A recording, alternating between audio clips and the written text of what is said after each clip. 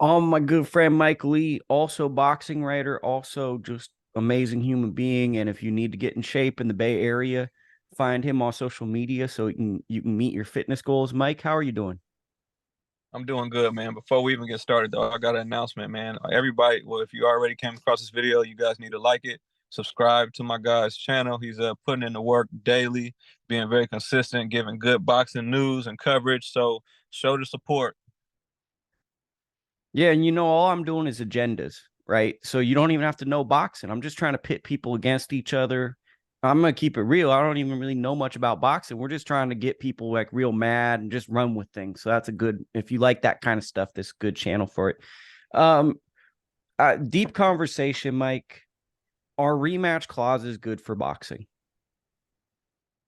Um, I think they're necessary. They're not always what we want to see as fans.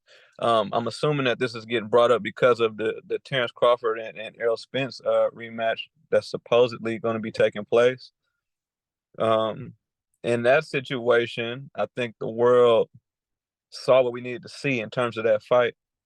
But I understand the business side of it because boxing is a sport that you could lose a fight when you win a fight.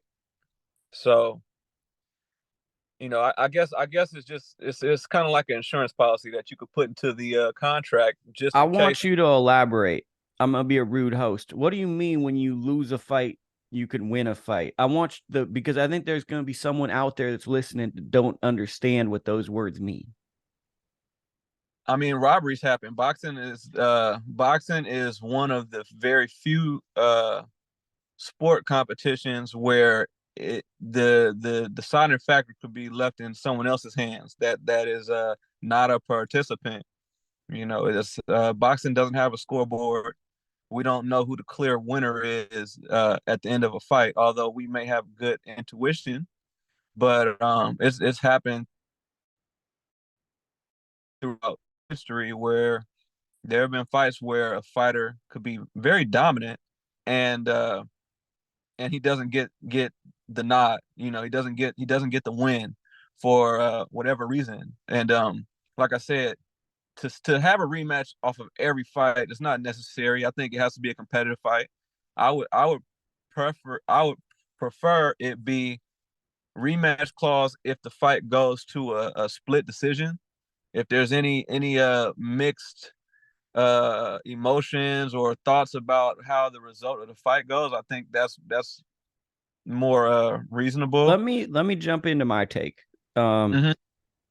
I think the market needs to dictate a rematch. I think that a rematch clause putting in there, as you said, as security, as insurance, in case something happens, it's great for the fighters. It's great for those that are involved because they get a second big payday. But in terms of growing boxing, in terms of compelling matchups, we just saw this story a year ago with Devin Haney. Devin should have been in the conversation for Boxer of the Year, but he fought Cambosis. After the first fight, we didn't need to see the second fight. So most people tuned out for the second fight. I think the market needs to dictate if a rematch should happen. I agree. I definitely agree. But since we're using that topic, I mean, Devin was up against a lot, and his talent clearly showed that he was the best fighter both times. But he was he was going to another country. He kind of had the odds stacked against him. And like I said, I don't have a problem with it. If I was managing the fighter, I would not have a problem with putting a rematch clause in. Not that I'm not confident that the fighter would win, but you just never know. You never know, and yeah, it can hurt things because people don't want to see a clear ass whooping twice, you know. And I think that a lot of people have a feeling that that's what could possibly happen in with Terrence Crawford and Errol Spence. So I do understand that, but again, I'm just gonna say, at least to my knowledge, I've heard of a lot of fighters sending appeals to commissions for whatever if they're unhappy of how the results from a fight happen. But I never, and again, this is just my knowledge, I've never heard of anything being overturned. So the only way that I would think that you can get your get back is through a rematch clause, if that's the case. Yeah, I guess my thinking is I understand it from a business standpoint. And I think that the issue is the fans and the managers have two separate interests. If I managed Mike Lee and you're going into $1 million fight, I'm going to try to get a rematch clause because that's $2 million fights. But if I'm a fan, I want to consistently see the best fights possible. And I think that now this is just me saying this when promoters aligned exclusively with networks, rematch clauses have seemed to be a bigger issue because now the promoters are no longer competing against one another to put forth the best fights. They are now the network's boxing provider. So then now instead of having to make one fight a year, you now have two fights locked in that are seemingly exciting matchups. Yeah, yeah. I mean, there's a whole lot that goes, on the back end of it. That's why I think to be fair to the fans and just to boxing in general, I think that like I said, I think that it will make more sense if a fight was a split decision. Even if the split decision wasn't, it was a clear one-sided fight. If there's one judge or one person that's going the opposite way, then I think that's a little bit more understandable. But for like I said, if a fan, first of all, these fights are not cheap. You spend a lot of money to see a fight, and it's a one-sided event. So are you gonna be enthused about seeing it again? Not really. It has to be a competitive. You have to give us a reason to want to see it again. You know, uh, like in terms of I know that the Spence and Crawford is the big thing right now, but I personally wouldn't want to see it. I wouldn't want to see it unless Errol Spence made some serious adjustments and I could see that there would be a difference in the fight. In my personal opinion, I would think that if Errol Spence came with a different trainer or some type of indicator that he would not go into this fight the same exact way, then maybe it may be interesting because I still do give Errol Spence Errol Spence is a great fighter. And of course after that ass whooping he took, the world's gonna turn on him unless it's just true diehard fans. But yeah, if Let again, me it's let it's me a stop you right there because I want to get on something. The reason we mhm. have rematch clauses is because boxing is corrupt to a certain extent. If a side fighter, if the promotional favorite fighter wins a fight, you're not going to see a rematch. I think a great example of this is Arislandi Lara Canelo Alvarez. That was a fight that merited a rematch, yet that rematch was not entertained because the house fighter had too difficult of a fight and they didn't know how the outcome would happen. So I understand the point of rematch clauses. It just always feels the rematch clause favors the house fighter as opposed to favors the sport in general. And when we sit here and have kind of takes about our dinosaur sport not evolving into social media, why are influencer boxing getting TV dates over fights? I think part of the problem is we're looking at a 1930s business model that doesn't fit in 2023. You're absolutely right on that. And I just think that boxing needs to have some type of rules. We need to have some type of government that can go across the board and have some type of just set rules. And I understand that there'll be some variability within different countries and different organizations, but some things just have to be what it is. Just like, I mean, we have standard rules in terms of round time for men. It doesn't matter where you fight in what country. Your rounds are going to be 3 minutes long, and you're going to get a minute in between rounds. So you can have some type of standard rules going on in boxing. It just has to. It needs to be across the board because we can all say that we don't want to see certain rematches, but certain rematches we do want to see, and we don't get them. Like Canelo Alvarez. Was there a rematch clause when he fought Bivol? Because it definitely should be a rematch with Bivol. It seems like he's ducking it. So it should just be clear across the board. Whether we like it or not, it's got to be some type of rules, and that we honor those rules throughout the sport. Well, and That's all. what's funny about this topic, Mike, is I didn't even come up with this idea because of Spence Crawford. Spence Crawford just organically happened about this. I just was sitting here and thinking, like, what's one of the biggest things that's obstructing boxing from being, because if you think about it, boxing should be the most exciting sport. It should be right up there with football. It's like a primitive sport. And like, if anyone sees an entertaining fight, if you're at a house party or a birthday party for a 7-year-old, 7 out of 10 adults are going to stop, look, stare. Hey, is that a good fight? And if it's competitive, they're going to watch. There's an innate element to loving good combat.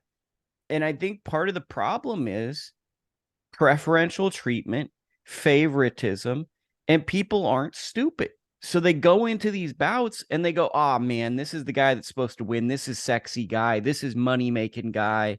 He's playing the role of the guy. So we know that everything's favored to him.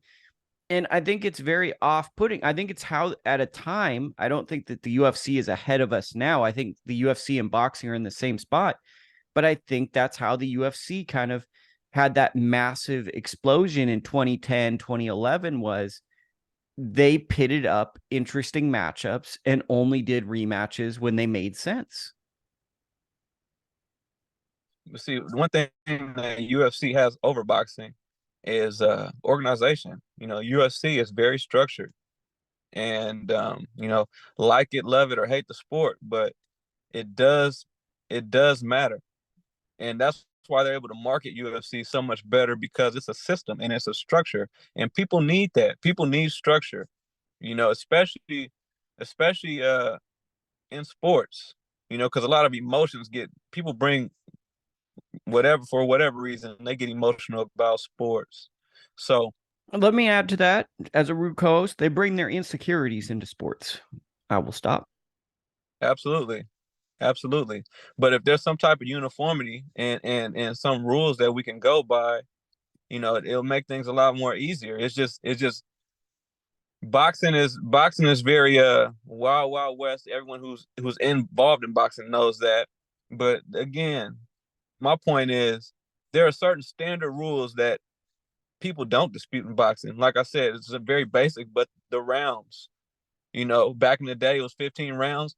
At some point, everyone came to the agreement that we're going to not do anything more than 15 rounds. I don't know. I don't know what was the final judgment on that, or if it was a court decision, or what made it official. But somehow, everyone was able to come to agreement that boxing fights are going to go 12 rounds, no longer. So I just think that that shows that there can be certain rules put in place that need to be honored, but again, people are going to be loose where it benefits them. So if we got different promoters, got different deals with different networks, and you got different fighters under contract with different promoters, and it's a pick and choose game, and people are going to do whatever they can to make their situation have an advantage. But for the fans, it sucks, and the fan, like I said, the fans need some type of standard to go by. Well, and I've always thought, like, if I had a promotion, I would try to do old school Pride MMA, a 10-minute round to start the fight off. Like, if it's a championship fight, imagine if the first round's 10 minutes and then we work backwards. We just add up the rounds, and then from that, because I just think doing simple things like that with boxing would make it more interesting to the average fan. I think that part of what's hurting boxing, rematch clauses are what's hurting boxing.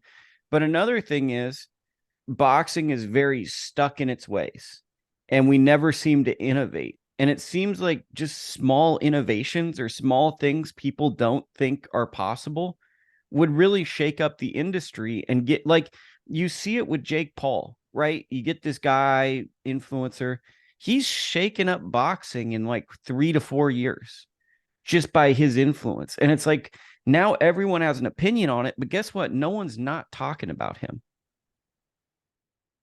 Yeah, exactly. Well, I mean, he's he's an entertainer, and people watch boxing for different ways, different reasons. But you know, fighting at its bare essence is entertaining. You know, it's just it just is what it is. But I would like to see some change. Here, I got a question for you. What's the purpose of CompuBox and all these stats if we don't use any stats to judge the results of a fight? Well, and let's take it a step further. Basically, very few writers even use the CompuBox stats. So, like the CompuBox stats, to me, just feel like they're a way for CompuBox to sell their service to broadcast companies. To be honest with you, that's all it feels like because we don't use the data. We're we're also kind of told, hey, the data is not necessarily true. It's approximation. So to me, CompuBox is a compelling thing to look at, but it also seems like it's a money-making operation going network to network to sell their subscription service. Yeah, again, that's benefiting the network, and it looks nice on TV. It gives the announcers something to talk about when they don't have nothing else to talk about. But at the end of the day, it doesn't judge anything. You know what I'm saying? It's like we just get in every other sport. Numbers don't lie, right? That's a saying that they always say. In It's like, business, in business, they say numbers don't lie too. well, that is true. But for the sake of competition, if we're watching a football game and you got team A playing team B, and team A statistically has put up more points on the board than team B, we have a clear winner. You know what I'm saying? And it's like, okay, we just had the track and field world championships. Track and field is a clear sport where the winner of the race is the fastest person. But sometimes you get those races where somebody may win by a tenth of a second or a hair. That's when those numbers come into play, and that's how you judge who's going to be a gold medalist, who's going to be a silver medalist. You know what I mean? But there's some structure. We don't have that even in the Olympics. You know what I'm saying? It's like it's just it's very boxing is very subjective. You know, Well, and I it's mean, I think you hit on something big there. And by the way, I did algebra in high school, so obviously, when you said Team A is beating Team B, it's pretty obvious that Team B was the Raiders, if that's football. Just judging on the equation because they probably would be down. Um, I think it's boxing's the hardest sport to enter into because it doesn't really like if you I think you said this to me. If you get into the NFL, if you get into the NBA, it's like, okay, I turn into Turner Sports, TNT on Thursdays, and Charles and Kenny. You're drawn to personalities, and these personalities are going to guide you. Jalen Rose. There's vibrant, easy to follow personalities, and there's schedules that make sense. With boxing, I have trainers call me weekly that don't even know what fights are going on, let alone personalities. There's no personalities that I feel like are consistently creating content at the highest level that inform and give a transparent thing. I think boxing is the one sport where the highest level journalists have trouble separating being a journalist from a fan. yeah, I think that's natural. I could take this in a whole different direction, but I do want to kind of stay on topic. Take it a different way, bro. Uh, it just it no, because I'm gonna get lost in my thoughts. I'll come back to it. I was you know what? Forget it. So I was gonna bring up the Alicia Baumgartner situation. You know, just like her situation, right? We gotta have some type of uniformity, some type of rules, because everyone's going to have their agenda. Just like we people want to give her the benefit of the doubt because she's a beautiful woman, and I was even guilty of that. I'm a fan of her as a fighter, and then when I first heard the news, I'm like, well, I don't know if I really want to. I don't know if I want to go there until I get all the facts and all the results. But I didn't have that same energy when Canelo was talking about he ate some beef and he got tested positive. So there, I had to check myself on that. because we do get caught up as being fans in certain things, and it could kind of cloud your judgment, but that's not good for the sport. So I say that to say ESPN, right? I was just reading uh an article on ESPN where they pretty much ranked all the top fighters in each division, and their criteria was that if a fighter was inactive for over a year, they would not make the list. Now, on that list, they got Triple G as the number one 160 pounder in the world. I don't know if it's something I'm missing. I haven't seen Triple G fight. I I would think think I think well. it's about to be a year. I think it's like a technicality. I think he's at like 342 or something. Okay, so again, whoever put that list together had an agenda. Either they're a fan of Triple G or they dislike Jermell Charlo, or I don't know, but it's too much opinion in the sport. We argue over pound for pound lists all the time, and you see it in other sports. People gonna argue who's the greatest basketball player of all time, who's the greatest NFL player of all time. But again, when you bring it back to current level of competition and people that are active, you can always bring it back to the stats and to the numbers. And like I said, boxing is just one of those sports where opinions will always get tossed in the mix. Well, that's why I always say achievements matter. Like Jermell Charlo should be a pound for pound level fighter. He's an undisputed fighter. I have Jermell Charlo on my pound for pound list above Shakur, Devin Haney, and Gervonta. Does that mean I think he's better than them? No, but he's achieved more, and he's had like over I think he's gone over a half decade as a world champion. Like that should be regarded as a big feat. Guys like Artur Beterbiev often get excluded from pound for pound lists because they don't fight that often and people forget that they're good. Pound for pound lists to me turn into a popularity contest of seemingly relevant fighters that people are fans of looking to create talking points around it. And I personally like pound for pound lists because I think it creates interesting conversations around boxing that I like to talk about. I think where it gets frustrating is when people try to weaponize a pound for pound list and put their favorite fighter like Golovkin. If someone puts Golovkin at number 6 in 2023, we know they're tripping.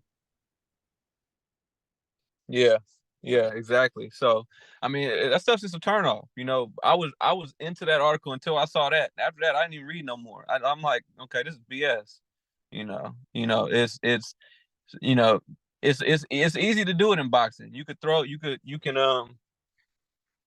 toss your opinion around a lot more than you can because of, I think, the lack of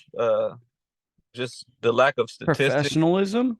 Yeah, pretty much.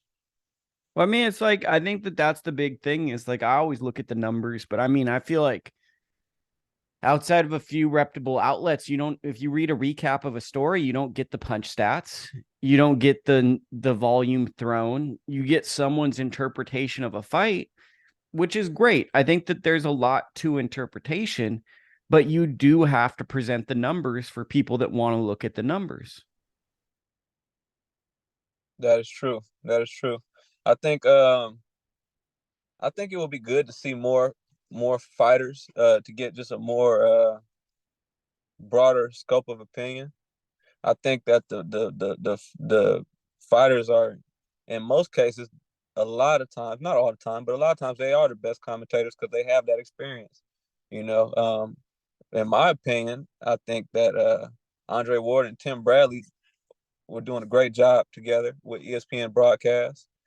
They brought a lot of insight to the sport, and I'm just bringing that up because it goes back to what you were saying about how basketball you get the Charles Barkleys and the Jalen Roses and those people, and they're spread out across every platform. You got Charles Barkley on TNT, you got Jalen Rose on ESPN, but you can go to a reputable source and you're going to get some sort of consistency. Obviously everyone's opinion isn't going to be the same, but ESPN, we have we had Andre Ward and Tim Bradley, and like I'm not trying to knock anybody else, but and I'm not even sure, but who was reporting for the zone? Like, were there any boxers that were on I that mean, panel? Sergio Mora is a really good broadcaster. So Sergio Mora does it. And then they kind of have a revolving door of relevant fighters. They've done Jessica McCaskill. They've done Sky Nicholson. They've done Alicia Baumgartner. They've done a slew of fighters. They kind of do round robins of, I would say, inconsistent fighters where they're trying to build up a fighter through broadcasting. So someone that might be in a big fight is a broadcaster, etc. Yeah. I I you know, I'm all for the pound for pound list too, but I think it would hold a little bit more weight if we got those lists from people who are a little bit more involved in the sport. And everyone's gonna have their opinion and bias. That's why I say it shouldn't even have anyone that's even close to being still active. But I would like to know, what are Tim Bradley's pound for pound list? What are Andre Ward's pound for pound list? What are Sergio Moore's pound for pound list? I would consider those, I would take more consideration and thought into it than whoever. Well, I think that's the hard part about boxing is you have a lot of people that never boxed that aspire to be boxing commentators. And it's really like, how many boxing commentating jobs are there? Like 12? Like, there's not a lot of commentating jobs, and everyone views writing about boxing as a jump off point to either being a star broadcaster or an interviewer. And I think that, like, a lot of people look at, I'm going to give this hot take pound for pound feel. Like, let's say today, let's say I drop a pound for pound list and I put Clarissa Shields in my pound for pound list. There's a chance that could go viral if Clarissa retweets that. And it's going to piss off a lot of people that I put a woman on a pound for pound list. And it's like, just little things like that could get me more traction than me interviewing Blair Cobbs about Conor Benn. And I feel like that's why we get into this area is I could make a list where I put Devin Haney, Gervonta Davis, and Shakur Stevenson above Canelo. And then that becomes a talking point. Yeah. I mean, the way it's going, I really wouldn't be surprised if we see Jake Paul on the pound for pound list soon over a lot of world champion fighters. Because of what you just said, it's gonna get the clicks, and it's gonna get the conversation started. You throw Clarissa, and Clarissa is pound for pound the best woman in the world, in my opinion. But then again, that conversation can go a lot of different ways when you start comparing her to men and other things like that. But let's just say you throw a pound for pound list, and even in the top 10, you got Clarissa and Jake Paul, and then throw in Conor McGregor or somebody just for the likes. You get what I'm saying? Like, that information could be taken with it and ran with it, and it'll probably get posted to big outlets. That probably will make it to ESPN's list, and maybe I'm just talking way far out, but it seems like it's not that far of a possibility. No one predicted that we'd see YouTubers making the kind of money that they make in the sport. And they're not getting the respect from the fighters, but they are getting respect from the world. Well, let me take this a step further, because we're almost wrapping up our convo. But is there a world where we should be worried that YouTubers are going to get the fight dates that real promoters are getting? Like, DAZN might go, hey, Golden Boy or Matchroom, we see more of a ROI, return on investment, in Misfits Boxing or Jake Paul MVP than we do in your guys' shows. So we're going to do just fight by fight with you, but we're going to invest in the YouTube boxing.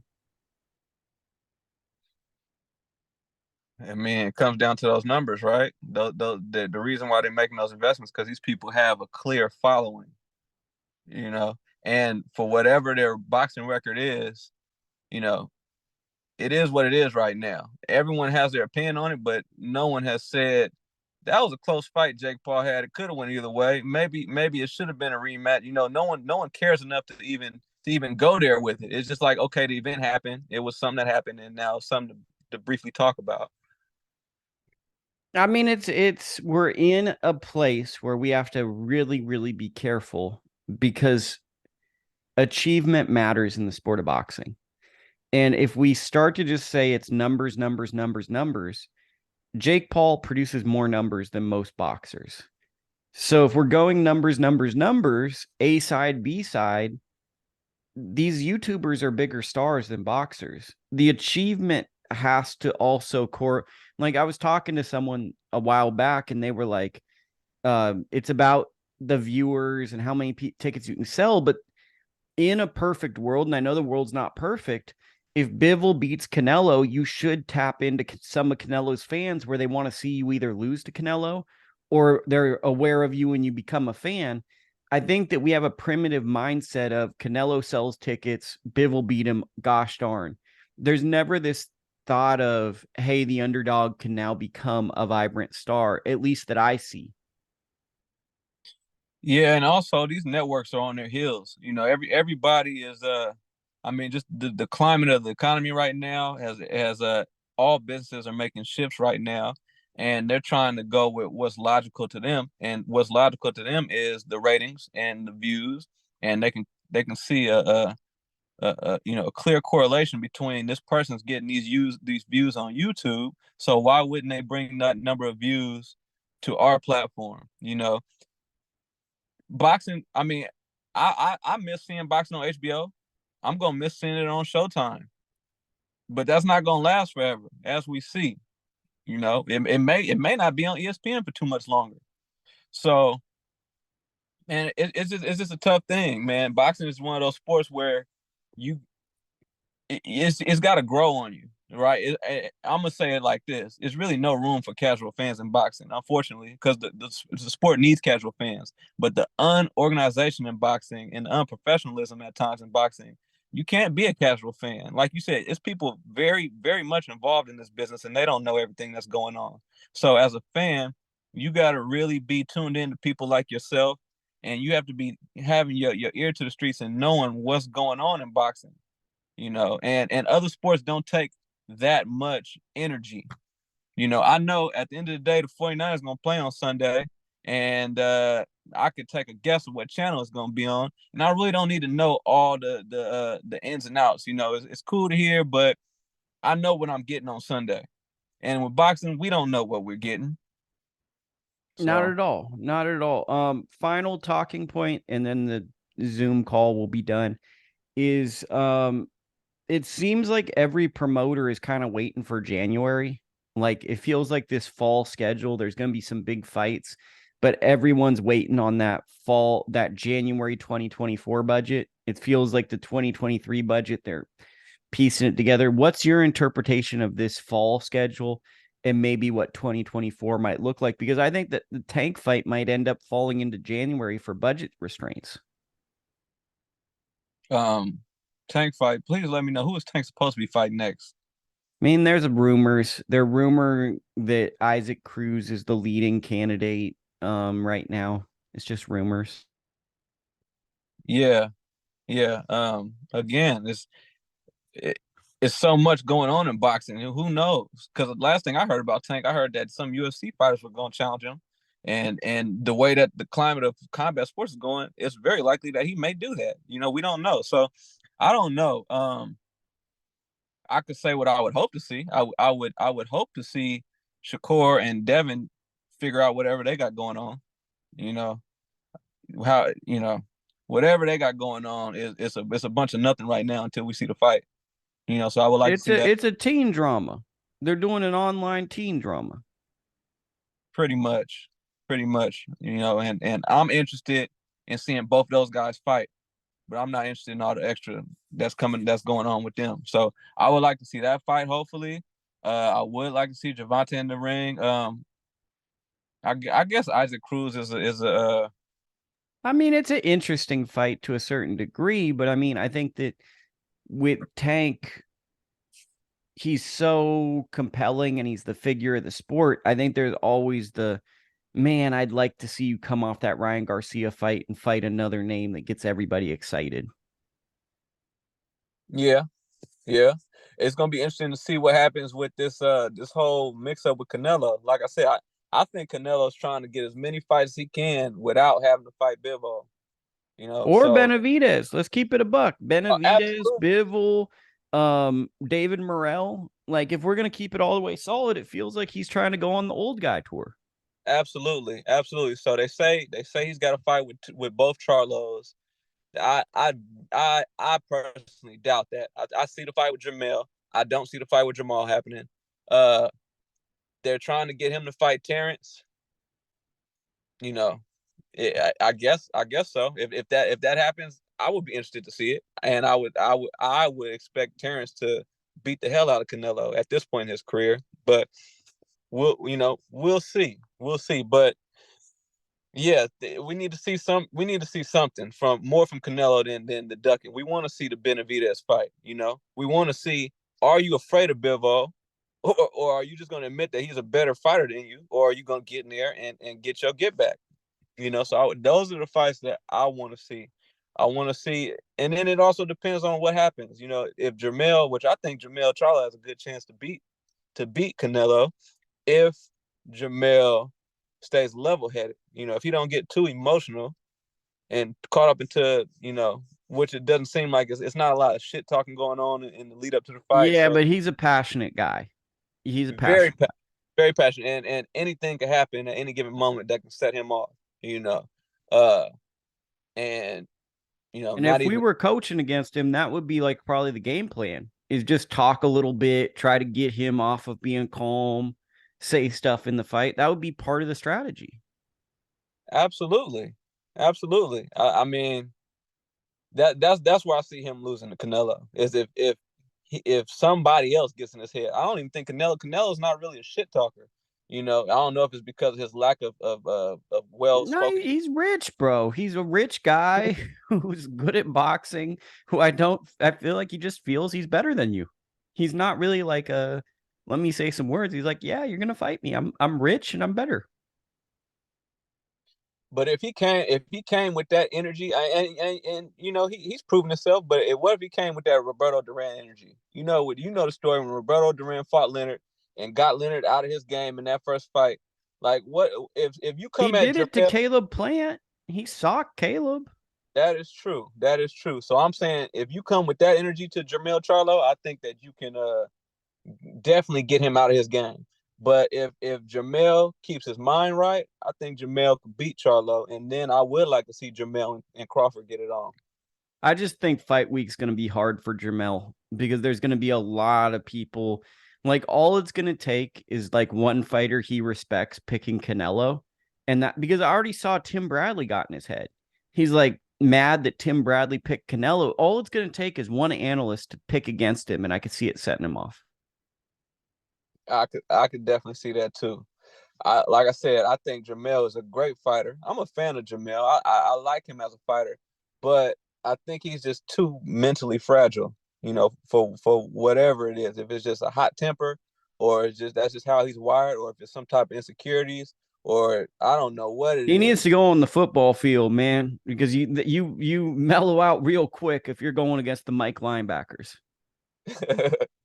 That is true, but I have seen his approach to Canelo has been much more calm. So that's interesting.